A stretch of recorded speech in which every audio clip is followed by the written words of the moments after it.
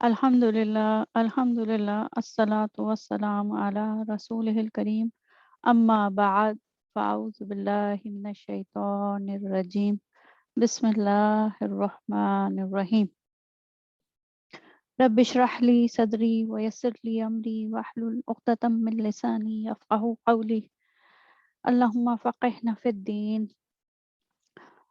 अल्लाहुम्मा अफ़्तह अलैना हिकमतका वंशुर अलैना रहमतका या ज़ल जलाली वल इकराम। अस्सलामु अलैकुम वरहमतुल्लाहि वबरकातुहू। उम्मीद है आप लोग खैरियत से होंगे। आज हम सूरह बकरा की 11वीं और 12वीं आयत का मुताला करेंगे इंशाल्लाह।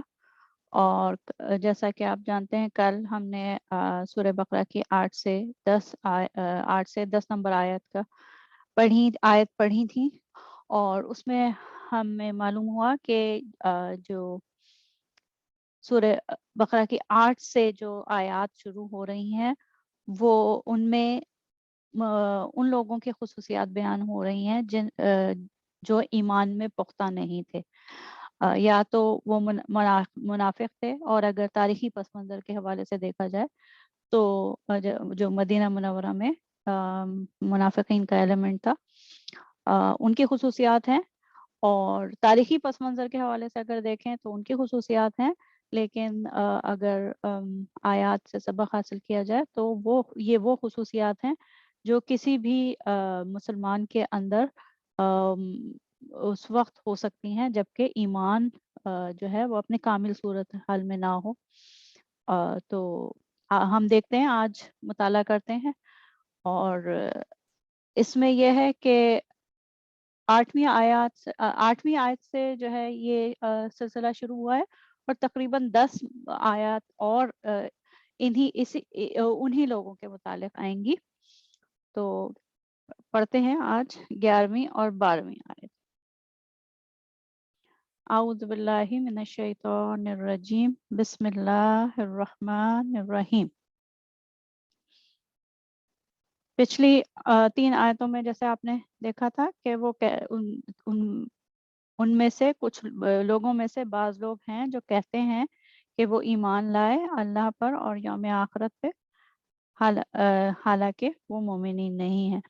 तो यहाँ 8वीं आयत से जो सिलसिला शुरू हुआ है वो अभी जारी है। और अब इस आयत में 11वीं आयत में क्या है? बिस्मिल्लाहिर्रहमानिर्रहीम। वाइज़ा क़ीला लहुम, वाइज़ा वाव हर्फ अतफ। अच्छा, वही थोड़ा सा मैं दोहरा दूं कि हम ग्रामर की तफसील में तो नहीं जाएंगे, लेकिन अगर कोई चीज़ बहुत अहम हुई ग्रामर के हवाले से तो वो ज़रूर मैं इंशाल्लाह मेंशन करूंगी। तो वाइज़ा क़ीला लहुम, वा और इज़ा जब, क़ीला उनसे कहा जाता है, क़ीला मीन्स कहा जाता है, लहुम उनसे, उन लोगों से। तो क़ीला जो है वो पैसिव वॉइस है, यानी कि कहा जाता है, किसी से कहा जाता है। तो क़ीला पैसिव वॉइस है और इसमें लहुम जो है लाम हर्फ जर है और हुम वो लोग, जब उनसे कहा जाता है। अच्छा, ये लोग वो कौन है जिनका तज़किरा अभी चल रहा है, 8वीं आयत से आगे चल रहा है। तो जब उन लोगों से ये कहा जाता है ला तुफसिदू, ला जो है ला नाहिया है और तुफसिदू जो है वो फेले नाही, यानी कि मना किया जा रहा है। ला तुफसिदू, फसाद मत फैलाओ, फिल अर्दी, जमीन में फसाद मत फैलाओ। तो जब उनसे ये कहा जाता है कि जमीन में फसाद मत फैलाओ तो वो क्या कहते हैं? कालू, वो कहते हैं, कालू का मतलब वो कहते हैं, इन्नमा नहनु मुस्लिहून, हम तो महज इस्लाह करने वाले हैं। इन्नमा, इन्नमा बेशक, हम बेशक, सर्टेनली हम, महज, नानू हम, मुस्लिहून इस्लाह करने वाले हैं।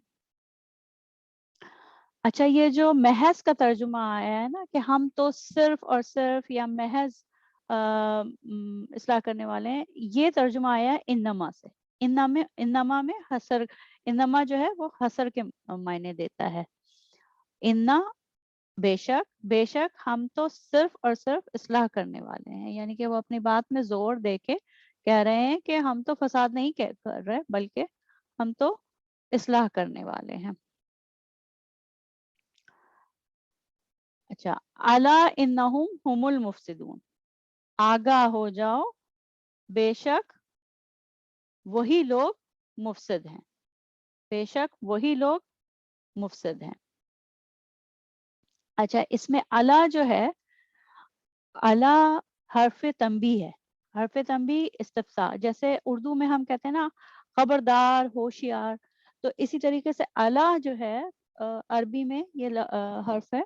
और ये जब इस्तेमाल होता है जब लोगों को, बहुत सारे लोगों को किसी खास जगह, खास तरफ, खास बात की तरफ मुतवज्जा किया जाए, तो इसका तर्जुमा होता है आगाह हो जाओ, खबरदार, आगाह हो जाओ, इन्नहुम बेशक यही लोग जो हैं वो मुफसिद हैं, मुफसिद हैं, फसाद फैलाने वाले, फसाद करने वाले हैं। अच्छा, इन्ना के बाद हुम है और फिर हुम है, तो उन्हीं लोगों की तरफ 2 दफा इशारा है, यानी कि बड़ी ताकीद है कि आगाह हो जाओ, यही लोग हैं जो कह रहे हैं कि हम इस्लाह करने वाले, असल में यही मुफसिद हैं। वलाकिन ला यशऊरून, लेकिन वो उसका शऊर नहीं रखते या वो रियलाइज नहीं करते। ठीक है।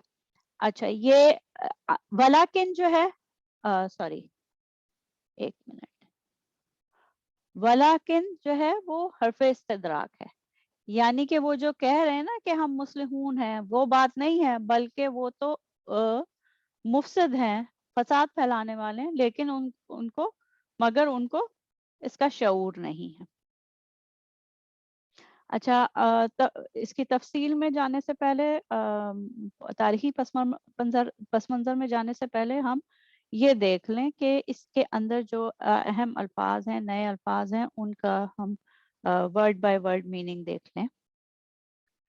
फसाद, तुफसिदू में फसाद का लफ्ज है फसादा, तो तुफसिदू ना मत फैलाओ, ये ला तुफसिदू नहीं फैलाओ, नहीं फसाद नहीं फैलाओ, तो ये जो फसाद का लफ्ज है ये इसके लफ्जी मायने है बिगाड़, खराबी, ताफुन, करप्शन, अबतरी, गड़बड़ी और बद एतवारी। मुफसिद, जैसे मुफसिद कौन है, मुफसिद का मतलब फसाद अंगेज, बद एतवार, बातिल, और मुखर्रब, मुखर्रब खराबी फैलाने वाला, खराबी करने वाला। तो ये इसके मायने हैं कि corrupt, to corrupt, to pervert, to demoralize, to weaken, ये सारे हैं, डिसरप्शन फैलाना। तो ये फसाद के हैं। और मुस्लिहून में जो जो उसका रूट लेटर है वो सौद, लाम और हे है, सलाहा। और ये दोनों अल्फाज एक दूसरे के ऑपोजिट हैं, इस्लाह और फसाद, इस्लाह और फसाद। अच्छा, यहाँ पे जो मुस्लिहून आया है, ये बाब इफ़ाल का फाइल है, इसम फाइल का सीगा है मुस्लिहून। तो इस्लाह करना और खराबी दूर करना, रेक्टिफाई करना, ये इस्लाह है। ठीक है, इस्लाह का मतलब ठीक कर देना, खराबी दूर कर देना, और ये दोनों अल्फाज एक दूसरे के अलग ऑपोजिट आते हैं। अच्छा, यशूरून का हम पहले पिछली आयत में भी पढ़ चुके हैं कि इदराक होना, शऊरी सतह पर किसी चीज का एहसास होना, ये यशूरून है। तो उनको उसका इदराक नहीं है। अच्छा, जैसे हमने जो پچھلی 3 آیات کا جب ہم نے تاریخی پس منظر ڈسکس کیا تو اس میں ہم نے دیکھا کہ وہاں اس معاشرے میں کچھ لوگ تو واقعی اس نیت سے اسلام قبول کرتے تھے کہ انہوں نے بظاہر اسلام قبول کرنا ہے، لیکن انہوں نے یعنی کہ مسلمانوں کو نقصان پہنچانا ہے، مہاجرین اور انصار کی جماعت کو، اور وہ سازشیں بھی کیا کرتے تھے. تو ایک تو وہ گروہ تھا. ایک دوسرا گروہ یہ تھا جو اسلام سے متاثر ہو کے اسلام کو حق جان کے یا پھر مسلمانوں کی بڑھتی ہوئی تعداد کو دیکھ کر اسلام تو قبول کرتے تھے، کیونکہ وہ قبائلی زندگی تھی. قبائلی زندگی میں یہ ہے کہ اگر قبیلے کا سردار جو ہے وہ اسلام قبول کر رہا ہے تو باقی سارے قبیلے والے بھی اسلام قبول کر لیتے تھے. تو کچھ لوگ تو دیکھا دیکھی اسلام قبول کر رہے تھے. تو اس میں یہ کہ ابھی ظاہر ہے ان کے دلوں میں ایمان پختہ نہیں تھا، تو وہ کہتے تو تھے کہ وہ مسلمان ہیں، عبادات بھی کرتے تھے، لیکن کبھی کبھی وہ ایسی ان کے اعمال ایسے ہوتے تھے یا کوئی ایسی حرکت کر جاتے تھے جو کہ فساد کا باعث ہوتی تھی، تو اور وہ اس کا شعور بھی نہیں رکھتے تھے. تو اس صورتحال میں کہ وہ کہہ رہے ہیں کہ وہ ہم تو اصلاح کر رہے ہیں اور وہ مسلمان ہیں، لیکن ان کے جو وہ کر رہے ہیں، جو عمل کر رہے ہیں، وہ فساد کا باعث بن رہا ہے. تو یہ اس آیت کا مفہوم اور تھوڑا سا ہم تاریخی پس منظر میں دیکھیں اس آیت کو سمجھنے کی کوشش کریں کہ جیسے کہ وہ لوگ جو تھے اس زمانے میں انہوں نے اچھا وہ جماعت جو کہ واقعی دھوکہ دینے کے غرض سے انہوں نے اسلام قبول کیا تھا، اور وہ تو پھر ظاہر ہے وہ مسلمانوں کی عبادات میں بھی شریک ہوتے تھے، باقی ساری سوشل سرگرمیوں میں شامل ہوتے تھے. اگر مسجد نبوی میں میٹنگ ہو رہی ہے، سب لوگ سارے صحابہ ملے ایک جگہ جمع ہو کے کچھ بات کر رہے ہیں، مشورہ کر رہے ہیں، تو وہ لوگ بھی اس میں شامل ہوتے تھے. لیکن جیسے ہی ان کو ذرا سا بھی موقع ملتا وہ اپنی ریشہ دوانیاں شروع کر دیتے تھے اور سازشیں شروع کر دیتے تھے، اور سب سے بڑھ کر یہ کہ اپنی ان سازشوں کو اصلاح کا رنگ دیتے تھے، جیسے کہ وہ مسلمانوں کی جماعت کی بہتری کے لیے سب کچھ کر رہے ہوں. مثال کے طور پر جیسے مشورہ اگر مدینہ منورہ سے باہر جا کے دشمن کا مقابلہ کرنے کا ہو رہا ہے تو وہ اس کے خلاف مشورہ دیں گے، ڈیوائیڈ کر دے ہو گئی جماعت. اور پھر جب ان کا مشورہ نہیں مانا جائے گا جنگ کی صورتحال میں تو وہ پیچھے ہٹ جائیں گے، نہیں ہمارا مشورہ نہیں مانا گیا، ہم پیچھے ہٹ رہے ہیں. تو بجائے اس کے کہ وہ اطاعت کریں نبی کریم صلی اللہ علیہ وآلہ وسلم کی، اور جو ایک مشورے پہ جس پہ کنسنسس ہو گیا ہے اس پہ عمل کریں، وہ کہتے ہیں ہم نے تو بڑی اصلاح کے لیے مشورہ دیا تھا، ہمارا مشورہ نہیں مانا، ہم پیچھے ہٹ رہے ہیں. جو غزوہ احد میں عبداللہ بن ابی نے کیا تھا، اپنے 300 لوگوں کو لے کے علیحدہ ہو گیا.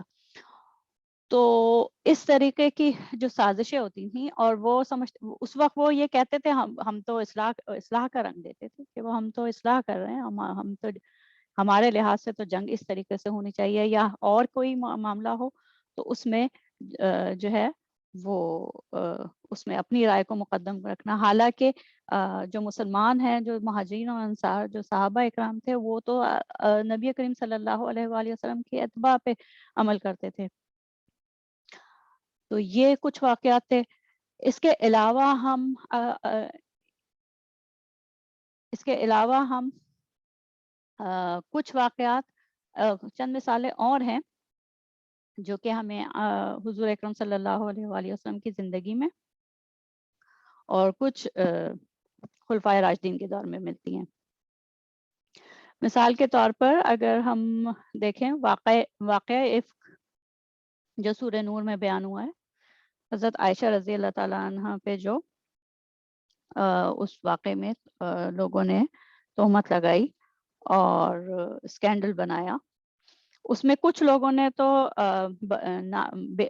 ناعلمی کی علم نہیں تھا، اور اس کی بنیاد پہ یہ بات کی. لیکن بہت سے لوگ جو اس موقع پہ موجود تھے اس وقت وہاں پہ, انہوں نے اس کو جو ہے وہ اس کو ان لوگوں کو موقع مل گیا اور آپ صلی اللہ علیہ وآلہ وسلم کی فیملی کو ہدف بنانے کا, اور انہوں نے خوب اس بات کو اچھالا.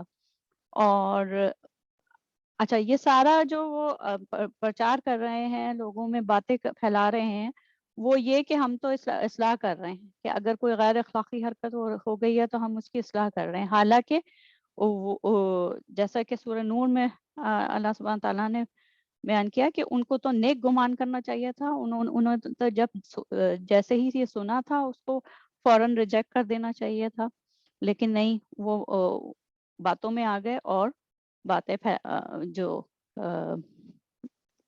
یہ بات تھی وہ سارے میں پھیلانے لگے. تو ایک یہ مثال ہے جس میں کہ وہ کہہ رہے ہیں کہ ہم تو اصلاح کر رہے ہیں, ہم حالانکہ وہ فساد پھیلا رہے ہیں. تو یہ جو اسکینڈلائزیشن ہے یہ بغیر کسی اس کے بہت غلط ہے, غلط ہے, اخلاق سے گری ہوئی حرکت ہے, چاہے وہ کسی بھی زمانے میں ہو, بغیر کسی دلیل کے, بغیر کسی ثبوت کے, کسی کے بارے میں بھی. اس کے بعد جو ہے یہ دوسرا واقعہ جو خلفائے راشدین کے زمانے میں ہمیں ایک اور, جیسے حضرت عثمان رضی اللہ تعالیٰ عنہ کے زمانے میں ان کی شہادت سے پہلے جو لوگوں نے ان کے کچھ انتظامی ان کی پالیسیز تھی, ان پہ سوال اٹھایا, فتنہ برپا کیا, اتنا بڑا طوفان اٹھایا, یہاں تک کہ حضرت عثمان رضی اللہ تعالیٰ عنہ کے گھر کا محاصرہ کر لیا. تو یہ وہ جو اس وقت حکومت پہ جو ہے اعتراض کر رہے تھے اور حکومت کے خلاف حضرت عثمان رضی اللہ تعالیٰ عنہ کے خلاف کھڑے ہو گئے تھے, ان کا جو طریقہ کار تھا وہ سمجھ رہے ہیں کہ وہ اصلاح کر رہے ہیں. وہ تو حکومت کی اور اس وقت حکومت نہیں, سوری, خلافت کی, یعنی کہ جو بھی انتظامی کاروائیاں ہو رہی تھیں ان میں اصلاح کرنا چاہ رہے ہیں, حالانکہ وہ فساد پھیلا رہے تھے. یہاں تک فساد پھیلایا کہ انہوں نے شہید کر دیا حضرت عثمان رضی اللہ تعالیٰ عنہ کو. اور شہید کرنے کے بعد ایک دوسرا مسئلہ پیدا ہو گیا کہ اس کے بعد جو ہے وہ پوری اس وقت کی امت مسلمہ جو ہے مسلمہ جو ہے وہ دو حصوں میں بٹ گئی کہ ہم نے حضرت عثمان کی شہادت کا بدلہ لینا ہے. جب اچھا, اور اس سے پہلے کہ واقعی قاتلوں کا پتہ چلے, واقعی کس نے قتل کیا ہے, اس کا پتہ چلے, فرد جرم عائد ہو, وہ پہلے ہی یہ مسئلہ کھڑا ہو گیا, جس کی وجہ سے مسلمان دو جماعتوں میں دو لخت ہو گئی. اور اتنے سارے جو اس وقت کے اولین مسلمان تھے, جن صحابہ اکرام, وہ آپس میں دست و گریباں ہو گئے اور اتنا نقصان ہوا. تو یہ خارجیوں کی طرف سے یہ جو برپا کی جانے والی افراتفری اور فساد تھا شدید قسم کا, اور حضرت علی کے خلاف, حضرت علی رضی اللہ تعالیٰ عنہ کے خلاف جو کھڑے ہو گئے تھے, یہ اس بنا پہ یہ تو سمجھ رہے تھے کہ ہم اصلاح کر رہے ہیں. یہ گروہ جو خارجیوں کا گروہ کھڑا ہوا تھا وہ بھی تو یہی کہ ہم اصلاح کر رہے ہیں, حالانکہ وہ کتنا بڑا فساد انہوں نے برپا کیا ہے. یہاں تک کہ انہوں نے قتل کا منصوبہ بنا لیا 3 بڑے اکابرین صحابہ کا, حضرت علی رضی اللہ تعالیٰ عنہ, حضرت معاویہ اور حضرت عمرو بن العاص. تو یہ جو اس وقت ہوا اس میں جو یہ خارجیوں کی جماعت تھی, یہ بھی ایک مثال ہے اس آیت, ان 2 آیات کی, کہ وہ کہہ رہے ہیں کہ ہم تو اصلاح کر رہے ہیں معاشرے کی, حالانکہ وہ شدید قسم کا فساد پھیلا رہے تھے. اور وہ مسلمان تھے, مطلب وہ جو خارجی تھے وہ بھی مسلمان تھے, وہ قرآن پاک کی تلاوت بھی کرتے تھے, 5 وقت کی نماز بھی پڑھتے تھے, روزہ بھی رکھتے تھے, سب کرتے تھے, لیکن وہ کیا کر رہے ہیں, شدید قسم کا فساد پھیلا رہے ہیں. انہم هم المفسدون. تو یہ تو اس آیت کا تاریخی پس منظر ہوا.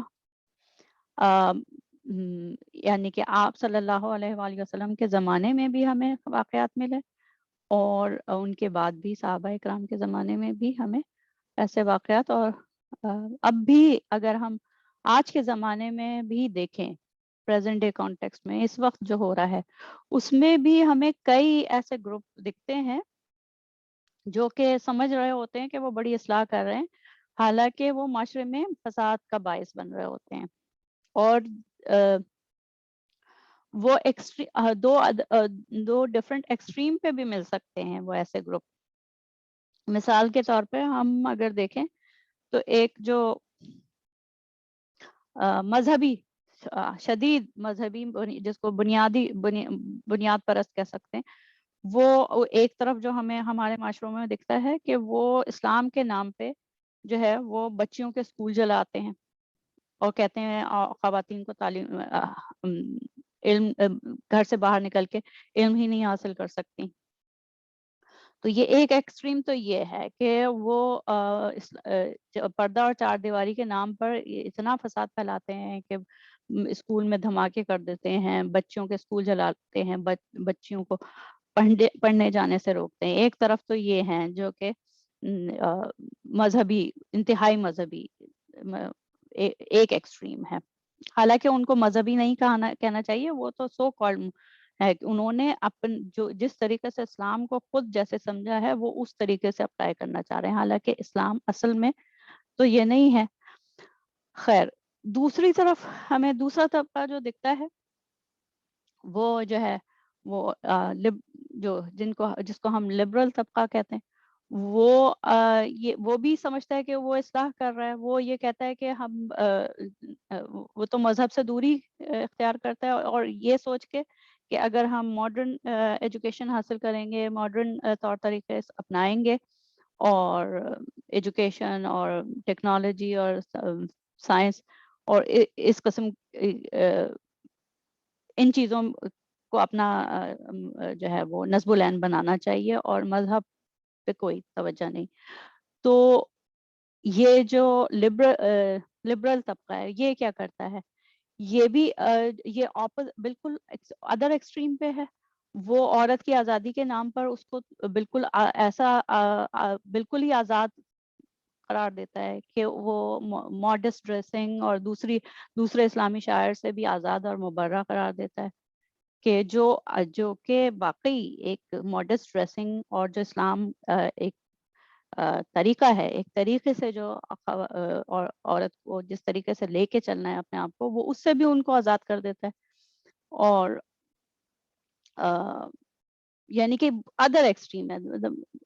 लेकिन इस वजह से इन दोनों तबक़ात की वजह से क्या हो रहा है, दोनों समझते हैं कि वो बड़ी इस्लाह कर रहे हैं। अपने हिसाब से तो वो समझते हैं इस्लाह कर रहे हैं और वो दोनों ही अपने आप को मुसलमान कहते हैं। जो लिबरल तबका है वो भी तो ज़ाहिर है ईद की नमाज़ तो पढ़ने जाता ही है और और दूसरी चीज़ें भी ज़ाहिर है करते हैं।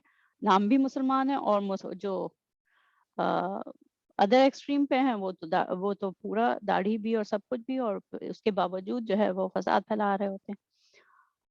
तो दोनों ही इस्लाह के नाम पे अपने सारे ये काम कर रहे होते हैं। और लेकिन असल में क्या है? असल में वो फ़साद फैला रहे हैं। असल में जो है वो माशरे में फ़साद का बायस बन रहे हैं। माशरे में पोलराइज़ेशन बढ़ रही है। अगर बजाय इसके कि वो असल इस्लाम सीखें, उसको तमीज़ से जो प्रॉपर तरीका है सीखने का, कुरान पाक पढ़ने का, हदीस पढ़ने का, उसको प्रॉपरली उसको सीखें, जो असल क्या कहता है, इस्लाम की असल अखलाकियात क्या हैं, वो सीखें और फिर उस पे अमल करें। बजाय इसके वो अपनी एक तबका अपनी मर्ज़ी का अपने इंटरप्रिटेशन लेके हावी हो जाता है और दूसरा जो है वो कहता है हमने मज़हब पढ़ना ही नहीं है। तो दोनों ही इस्लाह के नाम पे जो है फ़साद फैला रहे होते हैं। हो अच्छा, ये तो तबक़ाती है ना कि 2 ग्रुप्स हैं जो जिनका डिफरेंट अपना अ, तरीक़ाकार है और वो समझ रहे हैं कि वो इस्लाह कर रहे हैं, हालाँकि वो इस्लाह नहीं कर रहे हैं, वो फ़साद का बायस बन रहे हैं। تو یہ تو طبقاتی ہے، لیکن ایک اس کا پہلو ایک انفرادی پہلو بھی ہے کہ جب ہم اصلاح کے لیے انفرادی طور پہ کسی کو نصیحت کرتے ہیں، یا چھوٹے گروپ میں کسی کو نصیحت کرتے ہیں، یا کلاس میں یا کہیں مسجد میں کسی کو یاد دہانی کرتے ہیں، تو اس وقت بھی جیسے اصلاح کرتے وقت بھی تھوڑا سا اس بات کا دھیان رہے کہ ہم کیا طریقہ کار استعمال کر رہے ہیں، کون سی کیا زبان استعمال کر رہے ہیں، اور کسی کو نصیحت کرنے کے لیے، اس کی اصلاح کرنے کے لیے کس طریقے سے ایڈریس کر رہے ہیں. کیونکہ کئی دفعہ ایسا ہوتا ہے کہ بجائے اس قدر ڈانٹ دیتے ہیں بعض لوگ کسی بھی، جیسے ایک کوئی بزرگ ہیں اور نوجوان بچے کی چھوٹا بچہ ہے یا مڈل اسکول کا یا کالج کا، اور فرض کریں کوئی شارٹس پہن کے آ گیا مسجد میں، اب اس کو اتنے شدید ڈانٹ کے لہجے میں اگر کہہ دیتے ہیں تو کیا ہوتا ہے کہ وہ اور متنفر ہو جاتا ہے، تو اصلاح کے بجائے وہ کاؤنٹر پروڈکٹیو ہو جاتا ہے. تو یہ ہے کہ انفرادی طور پر بھی جب ہم معاشرے میں اصلاح کا کام کریں تو ایک یہ حدیث ہے، اور یہ کافی لوگوں نے سنی ہوگی، صحیح بخاری کی حدیث نمبر 10 ہے کتاب الایمان میں سے. حدیث کے الفاظ ہیں: المسلم من سلم المسلمون من لسانہ و یدہ، مسلمان وہ ہے جس کی زبان اور ہاتھ سے مسلمان بچے رہیں. والمہاجر من حجر ما نہى اللہ عنہ، اور مہاجر وہ ہے جو ان کاموں کو چھوڑ دے جن سے اللہ نے منع فرمایا. تو ایک تو یہ کہ مسلمان وہ ہے جس کی زبان اور ہاتھ سے مسلمان بچے رہیں. تو یہ جو اصلاح کا جو کام ہے، چاہے وہ گروپ کے لیول پہ ہو چاہے وہ انفرادی لیول پہ ہو، اس میں یہ بیلنس کرنا بہت ضروری ہے. یہ جو امر بالمعروف و نہی عن المنکر ہے، اور پھر یہ حدیث بھی ہے کہ مسلمان وہ ہے جس کی زبان اور ہاتھ سے مسلمان بچے رہیں. تو ان دونوں کے درمیان بیلنس کرنا بہت ضروری ہے کہ اصلاح کا کام تو کرنا ہے، لیکن اس سے کسی کی دل آزاری نہ ہو، زبان ایسی استعمال نہ کی جائے کہ کسی کی عزت کا سبب بنے، یا اس معاشرے میں اس کو جیسے رسوائی کا سبب بنے، اور نہ ہی ہاتھ کا استعمال ہو. تو اصلاح کرنا ہے لیکن وہ فساد میں نہ تبدیل ہو جائے. اصلاح کرتے ہوئے اس بات کا بہت خیال رکھنا ہے کہ وہ فساد میں نہ تبدیل ہو جائے. ابھی جو ہم نے مثالیں دیکھی نا، وہ سارے جتنے بھی مثالیں تھیں ان میں جو اصلاح کرنے والے تھے زیادہ تر مسلمان تھے. جو خارجی تھے وہ ان کے خارجیوں کے پیشانی پہ نہیں لکھا تھا کہ وہ خارجی ہیں، وہ بہت اچھی قرات کرنے والے بھی تھے، اور وہ 5 وقت کے نمازی اور بہت سارے روزے رکھنے والے تھے. لیکن وہی اصلاح کرتے ہوئے انہوں نے یہ نہیں خیال کیا کہ وہ فساد پھیلانے کا باعث بن رہے ہیں. تو یہ ایز اے گروپ بھی اور انفرادی لیول پہ بھی اس آیت کا سبق اور نصیحت یہ ہے کہ جب بھی ہم اصلاح کرنے کی کوشش کریں تو اس بات کا خیال رکھیں کہ وہ اصلاح جو ہو وہ پازیٹیو ہو، پروڈکٹیو ہو، کاؤنٹر پروڈکٹیو نہ ہو، فساد کا باعث نہ ہو. یہ دیکھ کے اصلاح کی جائے کہ اس کا کوئی سائیڈ افیکٹ تو نہیں ہو رہا. اسی لیے کہتے ہیں کہ جب آپ اسلام کی دعوت دیں اور درس دیں موعظۃ الحکمہ کہ حکمت کے ساتھ جو ہے واعظ اور نصیحت کریں. تو یہ کچھ سبق ہیں، نصیحت ہے جو ہم اس آیت سے اخذ کر سکتے ہیں. یہاں آج کی نشست ختم کرتے ہیں دعا کے ساتھ. سبحانك اللهم وبحمدك نشهد أن لا إله إلا أنت نستغفرك ونتوب إليك. ربنا اغفر لنا ذنوبنا وكفر عنا سيئاتنا وتوفنا مع الأبرار. ربنا لا تزغ قلوبنا بعد إذ هديتنا وهب لنا من لدنك رحمة إنك أنت الوهاب. ربنا تقبل منا إنك أنت السميع العليم وتب علينا إنك أنت التواب الرحيم. بسم الله الرحمن الرحيم. والعصر إن الإنسان لفي خسر إلا الذين آمنوا وعملوا الصالحات وتواصوا بالحق وتواصوا بالصبر. آمين. السلام علیکم ورحمۃ اللہ وبرکاتہ.